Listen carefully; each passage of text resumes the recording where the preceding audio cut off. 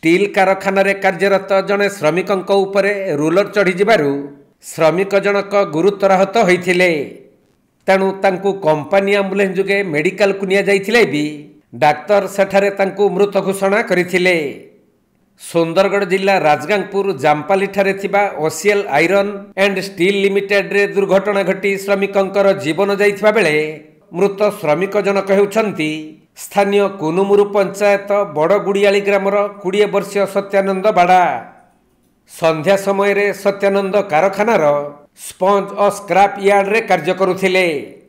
एही समय रे पछपटु एक लोडर तांको उपरे चढ़ी जिबारु तांको अति गुरुतर अवस्था रे राजगांगपुर सीएचसी को अणा जाइथिला। हेले सेठारे डाक्तर तांको मृत घोषणा करिबा परे मृतकंक परिवार रे कांदबुबाली पड़िबा सह स्थानीय अंचलवासी मध्य उत्तेजना प्रकाश पाइथिला। सेपटे श्रमिकंक मृतदेह प्राय 3 घंटा धरी राजगांगपुर गोष्ठी स्वास्थ्य केन्द्र रे पड़ी रही भी कंपानी कर्तृपक्ष कि पुलिस सेठारे पहुंची नथिले। तेणु शेषे निरुपाय होई मृत श्रमिकंक संपर्क माने मृतदेह को आम्बुलेंस जुगे कारखाना गेट निकट को नहीं जाउथिले।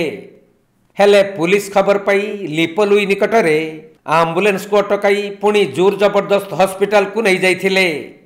सेपटे एही घटना को नहीं शताधिक स्थानीय अंचलवासी माने कारखाना मुख्य फाटक आगरे जगी रहितबा बेले उत्तेजना को दृष्टि रखी पुलिस कारखाना रे पहुंची क्षतिपूरण नहीं मृतकंक परिवार सहित आलोचना करिथिले।